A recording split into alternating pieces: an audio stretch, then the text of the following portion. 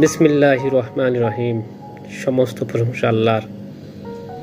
প্রিয় বন্ধুরা, অনেক দিন পরে আপনাদের সামনে হাজির হয়ে গেছি। আশা করি আপনারা ভালো আছেন। আমিও ইনশাল্লাহ আল্লাহর রহমতে ভালো আছি। ব্যস্ত থাকার কারণে কন্টিনিউ আসলে ভিডিও আপলোড করা সম্ভব হয়নি। আজকে একটু সময় পেলাম বিধায় একটু কিছু কথা বলার জন্য আপনাদের সামনে হাজির হয়েছি। তো যাই হোক, আজকের বিষয়টা হচ্ছে স্বামী স্ত্রী বিষয় নিয়ে কিছু কথা বলবো। আজকে হেডিং হচ্ছে স্বামী স্ত্রীর মধ্যে যেন দূরত্ব যেন না হয়, যেদিকে আমাদের উভয় সজাগ থাকতে হবে। আমি আবার বলছি, স্বামী স্ত্রীর মধ্যে কখনোই যেন দূরত্ব না হয় সেই বিষয়ে সজাগ থাকতে হবে দুজনকেই। তো যাই একটু হালকা পাতলা আপনার সাথে আলোচনা করার চেষ্টা করছি ইনশাল্লাহ। স্বামীর কাছে থাকাই যথেষ্ট নয়, স্বামীর সাথেও থাকতে হবে। এই কথার মানে কি? অনেক সময় আমাদের শরীর এক স্থানে থাকলেও মন বহু দূরে পড়ে থাকে। স্বামীর সাথে যেন এই দূরত্ব তৈরি না হয়।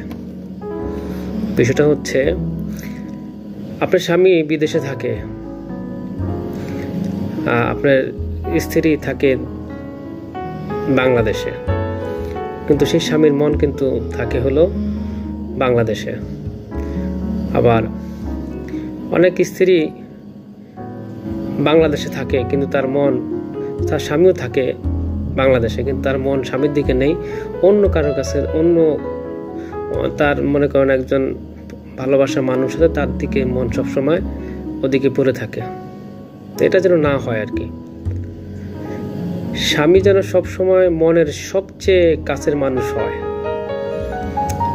স্ত্রীও স্বামীকে সবসময় মনে করবে যে স্বামী আমার সবচেয়ে কাছের, এবং স্ত্রীও মনে করবে স্বামীও মনে করবে তার স্ত্রীও খুব কাছে, এবং স্ত্রীও মনে করবে তার স্বামী অনেক কাছের। স্বামীর কাছে থাকার মানে হচ্ছে তার সাথে খাওয়া, পান করা, ভরণ পোষণ চলতে থাকা। কিন্তু স্বামীর সাথে থাকার মানে হচ্ছে স্ত্রী তার স্বামীর জীবনের সঙ্গী হবে। আমি এটা আবার বলছি, স্বামীর সাথে থাকার মানে হচ্ছে স্ত্রী তার স্বামীর জীবনের সঙ্গী হবে, বাহ্যিক ও মানসিক উভয় দিক থেকেই একসঙ্গে থাকবে। স্বামীর আনন্দের সঙ্গী হবে, একইভাবে দুঃখেও তার সঙ্গী হবে। প্রতিটি সমস্যার সমাধানের একত্রে দাঁড়াবে এবং একই সঙ্গে দুজনে সেই সমস্যা মোকাবেলা করবে। প্রতিটি কষ্টের মুহূর্তেও স্বামীর সাথে সহ্য করবে। একজন পুরুষের জন্য এতটুকুই সুখই যথেষ্ট যে সুখটা কঠিন সময়েও তার স্ত্রী ভালোবাসা ও সাহস জুগিয়ে দিতে পারে বা দিতে পারে।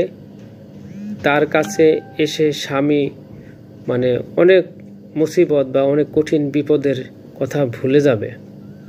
এর নাম হচ্ছে ভালোবাসার মন ভরবে। আমি বিষয়টা আবার খোলামেলা করে বলছি, স্বামী অনেক কঠিন বিপদে পড়েছে, অনেক সমস্যায় পড়েছে, কিন্তু স্ত্রীর ভালোবাসা পেয়ে সে সব কিছু ভুলে যাবে। এমন টেন্ডেন্সি থাকতে হবে স্ত্রীর। তাই সব সময় তোমার স্বামীর পাশে থাকো, স্বামীর অনুভূতি ভাগ করে নাও, ফিলিংসের আদান প্রদান করো। একই সময়ে স্বামীর জন্য একজন নিবেদিত বান্ধবী হয়ে যাও, তার স্ত্রী হও, তার প্রিয়তমা হও। চেষ্টা করলেই সম্ভব। স্ত্রী যদি চায় যে আমি তার বান্ধবী হব, তার ভালোবাসার মানুষ হব, তার প্রিয়তমা হব, কোনো সমস্যা নেই, চেষ্টা করলেই হওয়া যায়। আর বুদ্ধিমতীর মতো, এগুলি হচ্ছে বুদ্ধিমতের কাজ। তার মনোযোগ পাওয়ার জন্য নিজেকে প্রস্তুত করো, এটাই হচ্ছে বুদ্ধিমতীর কাজ। আমি আবার বলছি যে স্বামীর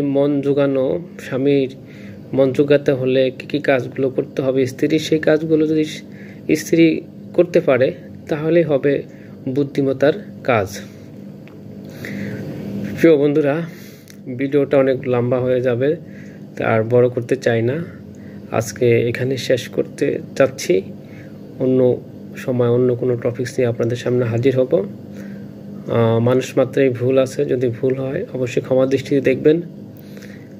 আর সবারই তো ভিডিও কষ্ট করে আপলোড করে কোনো কিছু পাওয়ার আশায়, তো যদি সম্ভব হয় তাহলে একটা লাইক করবেন, শেয়ার করবেন, কিছু বলার থাকলে কমেন্টে জানাবেন। ওকে, আল্লাহ হাফেজ। আজকে আপনাদের সামনে থেকে বিদায় নিচ্ছি। আমি আলমগীর হোসেন।